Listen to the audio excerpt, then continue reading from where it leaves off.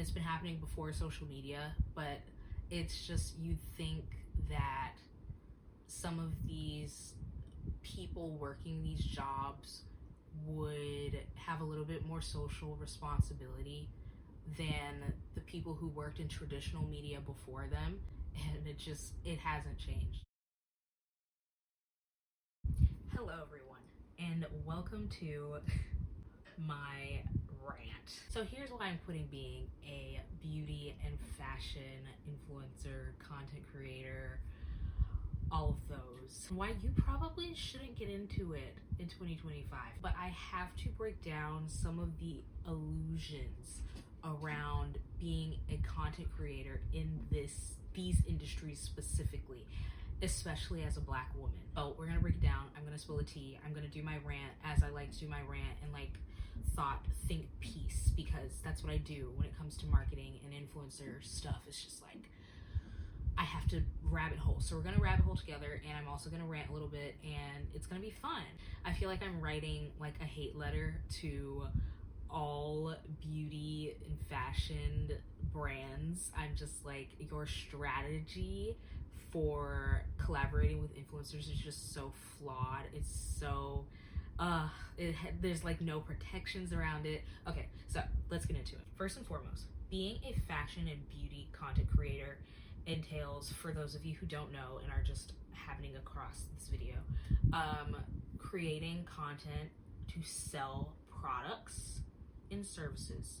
Like, mainly that's makeup, skincare, clothing pieces, jewelry pieces, you name it. You're doing your makeup on camera, you're doing your skincare on camera, you're washing your hair on camera, you're putting on clothes and trying them on, and outfits on camera. Like, all of it is very, first and foremost, like, objectifying.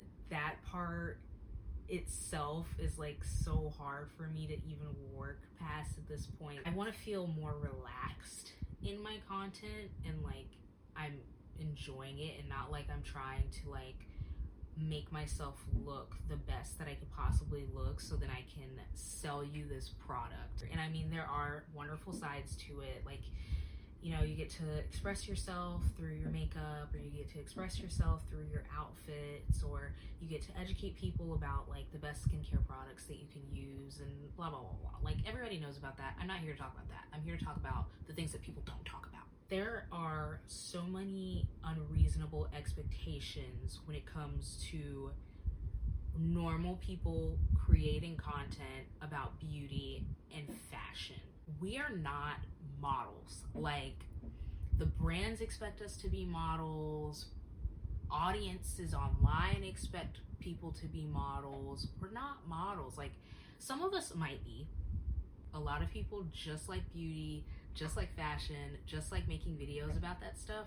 And so for people to expect for beauty and fashion creators to look on 10 24/7 is like sickening. It's a shame that people like are afraid to show up as themselves on camera, are afraid to show up without makeup on, are afraid to show up without being in like this full-on outfit get up.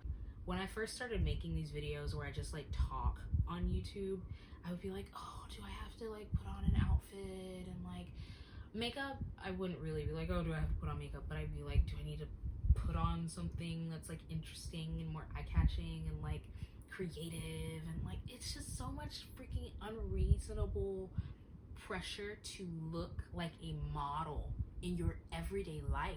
I don't understand it. I don't understand why brand representatives expect that of people, especially knowing that they are themselves normal people. It's like very hypocritical for a brand rep to say, oh, I'm just a normal person, you know, this is my job, I'm just really passionate about it, but then turn around and like throw all of these unreasonable expectations onto the influencers that they're working with, and be like, no, you have to look like this, in like every piece of content, like a laundry list of ways that you're supposed to look if they're deciding to work with you. It's a little odd. As a marketer, I could never. Next point, low profitability.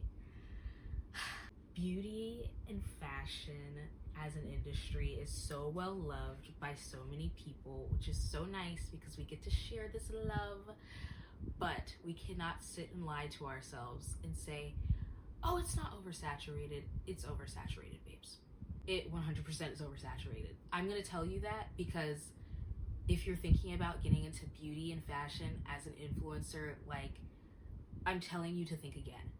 There is a ton of competition, which is why I feel that brands have the audacity to come with a laundry list. And there's nothing wrong with them being specific, but when it comes to that laundry list becoming a little colorist, a little classist, it's like the competition draws them to that point. I hate to see other people jump into this competition and like be dwindled down to a laundry list that a brand gives them.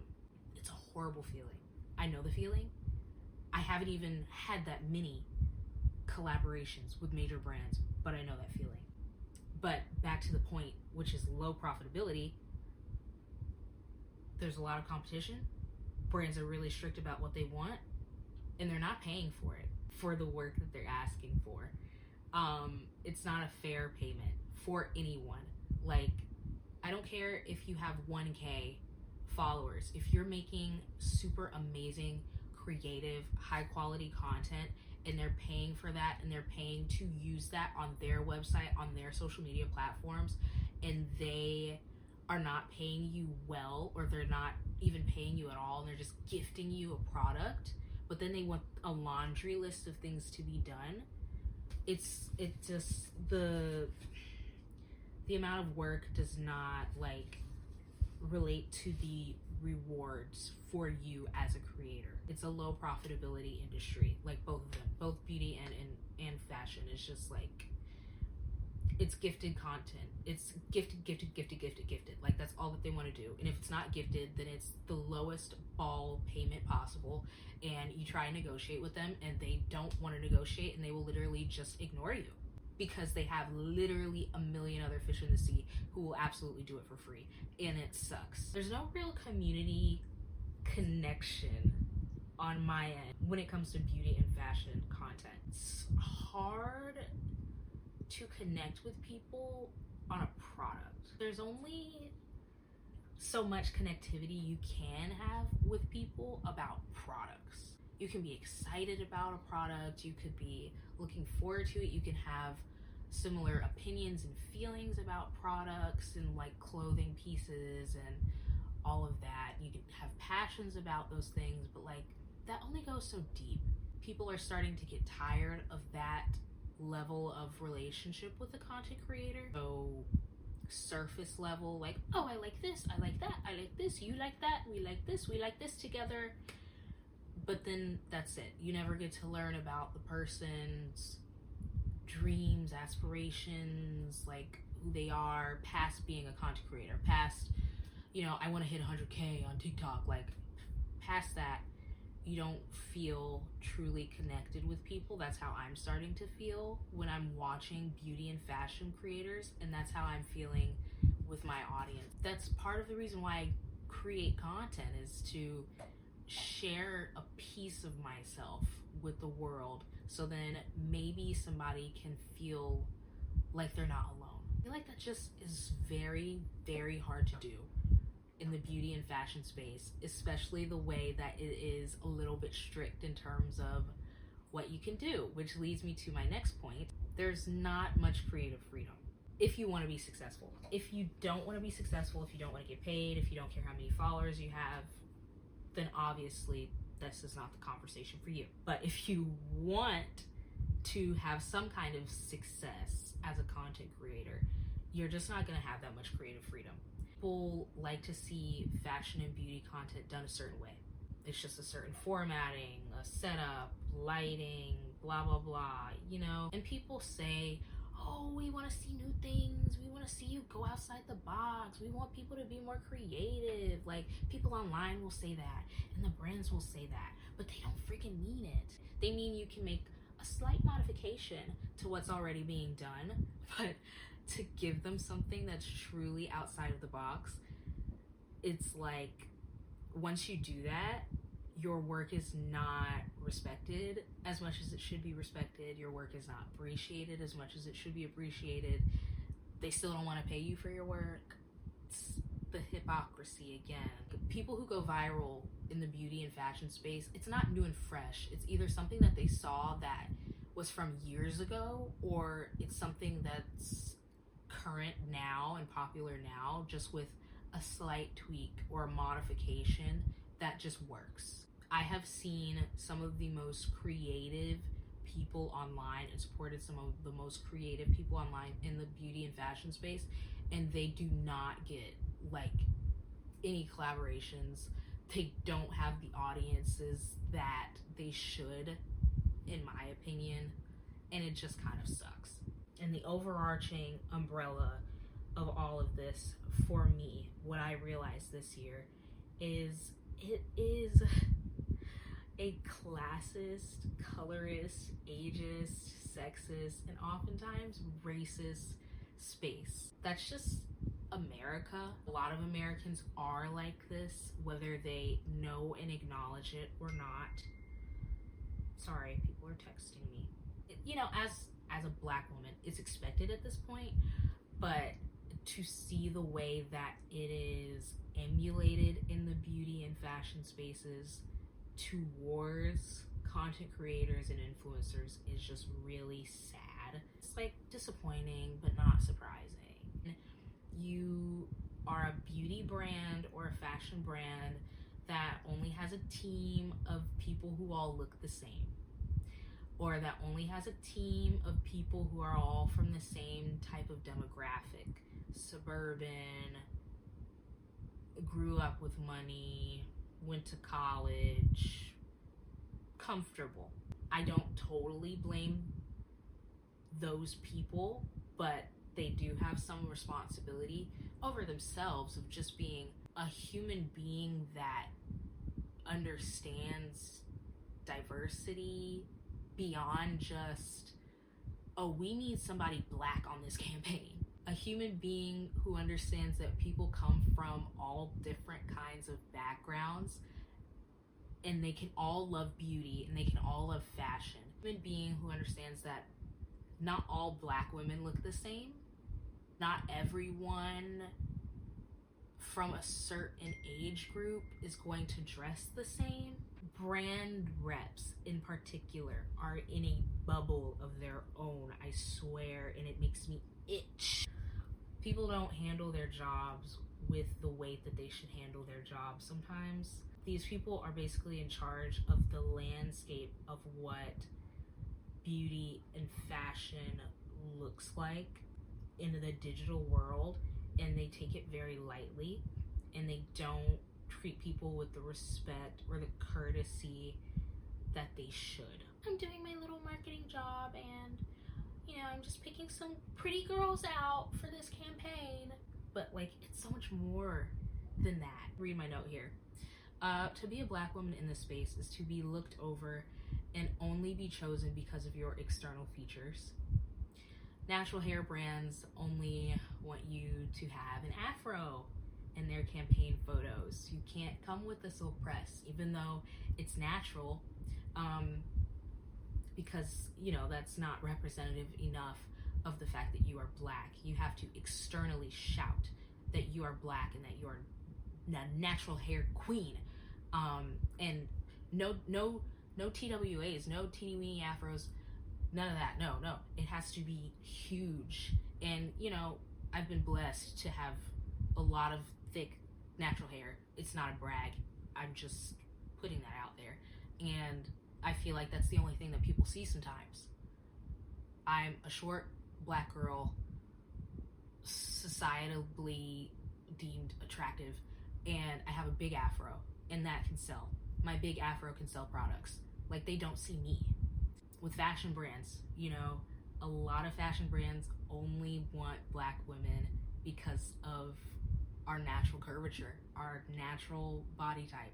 But then they'll only select light-skinned Black women because they look more racially ambiguous and can sell to a broader audience than just Black women.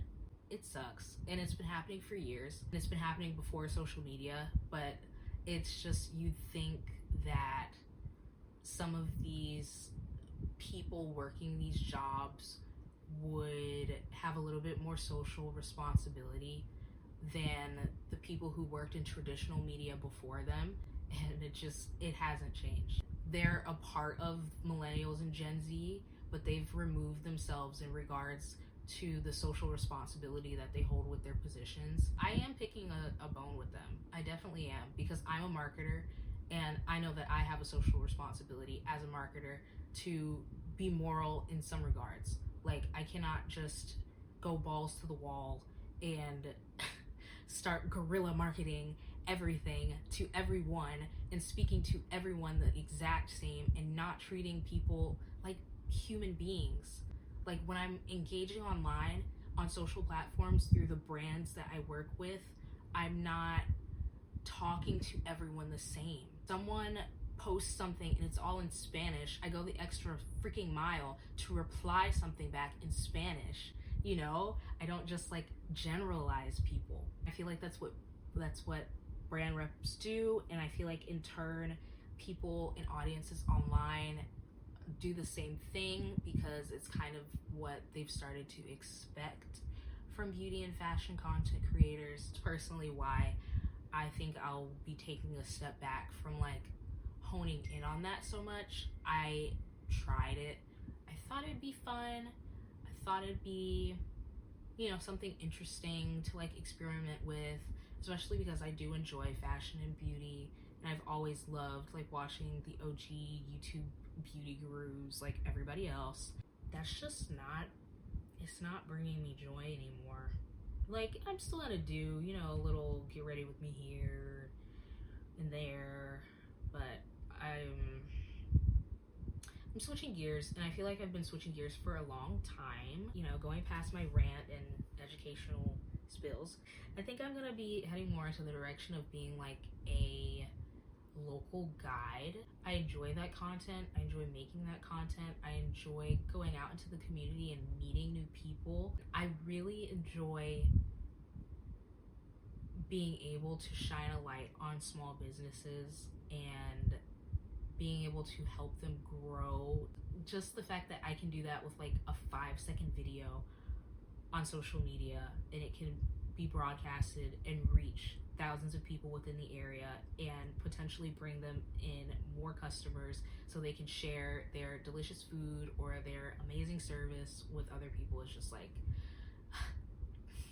the idea of it makes me happy. I think that would be more like, I don't know, more fruitful to the world than me making a freaking video on a product for a brand that doesn't give two craps about me or who I am. A lot of them don't care, you know? I feel like I'd be doing the world a better service if I wasn't contributing to overconsumption, hyperconsumption, contributing to billionaires who don't give a crap about anybody but themselves, contributing to people who have been sitting on a cushion and eating off of a silver spoon for their entire lives, and who just happened upon this job and can't bother to do the research required to actually handle the job with the care that they should. That's my rants. That's my spiel. Had to get off my chest. Hopefully you learned something from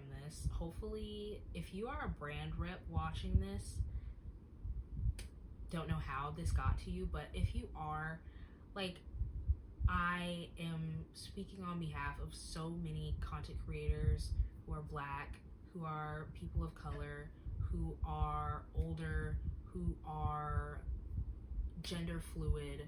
Like, please do what is required of you morally to handle your campaigns, to correspond with people.